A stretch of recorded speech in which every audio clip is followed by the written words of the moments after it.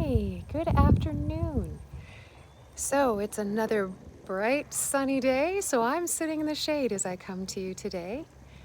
I came across a really helpful article that led me to dig in a bit deeper into a concept known as cognitive restructuring this week. And the point of this was that many of us might be coping with a bit more worry and anxiety in our lives, just a little.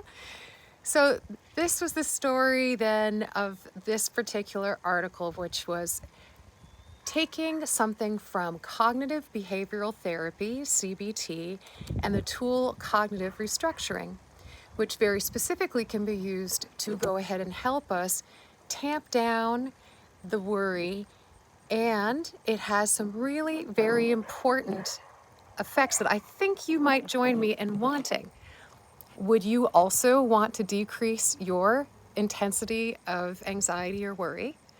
Might you also want to have a little relief from stress? It helps you to improve your communication and your relationships as a result. It increases your optimism and improves your overall outlook. And it helps you, importantly, to cultivate self-compassion as well as empathy. That all sounds very good to me, like good, positive results from a little bit of work. So here's the deal. So the concept of this, it comes in 6 steps. So if you find yourself in a space where something triggers a reaction, a negative reaction of anxiety or worry, here are the 6 steps that I want you to think about, perhaps even doing what's called a thought record, where you journal this, you write it down, and the 6 steps, ready? Hit the pause button, number 1. Number 2, identify the trigger. What was it specifically that led you to have that thought? As an example, you're driving in traffic and somebody comes really close and you felt like that could have caused an accident. That was the trigger, that somebody almost hit you. Number 3, what were your automatic thoughts? What was the negative self-talk, or what was your automatic negative reaction or fear that you came up against in that same incident of somebody coming close to you in the car? Maybe it was, oh my gosh, we were going 70 miles per hour. We could have gotten in an accident where I could have died. Okay, that's the automatic spontaneous thought. Boom, it's there. Number 4, identify and rate your emotional reaction. And I want you to think about putting it on a scale of 1 to 10. Write down what intensity level. 1 being, nah, not so bad. 10 being, your heart is pounding out of your chest and you can't think straight. You might even barf. Okay, so 1 to 10. Now this is important. We're going to want to then take some time to generate alternative thoughts. How do we do that? You take an objective view of what actually just happened. So what are the facts? What's true?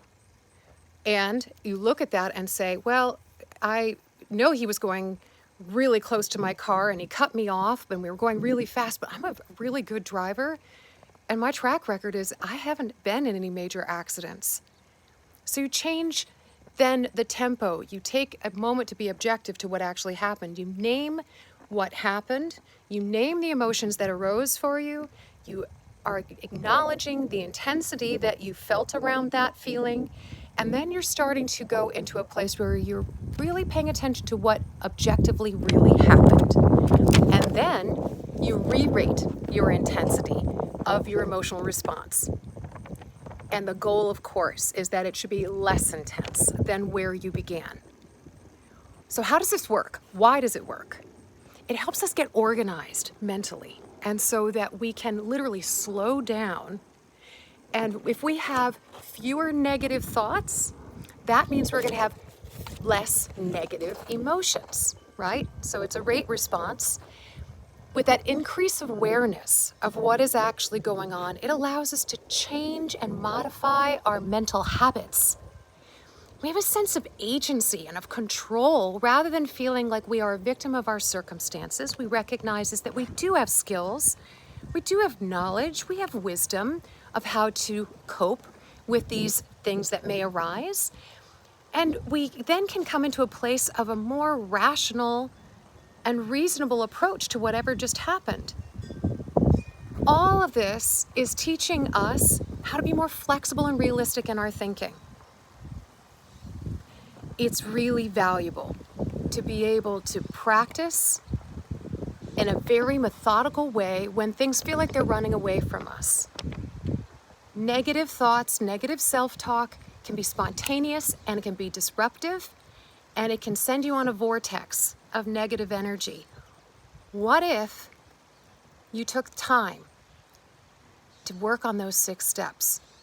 Pause, identify the trigger. Notice what you automatically, spontaneously thought and felt.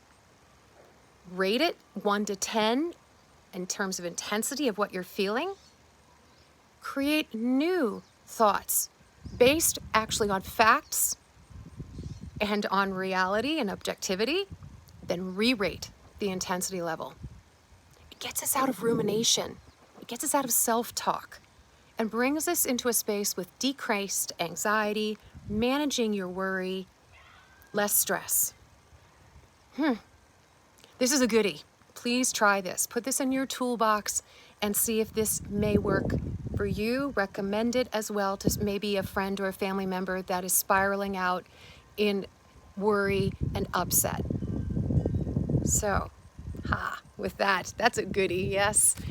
I wish you an amazing week, and I wish you less worry, less anxiety, because you've got this. You've got this. You have agency, you have control, and you have the ability to change your mind. So good. With that, my friends, I wish you a terrific rest of your day, and I'll see you next week. Namaste.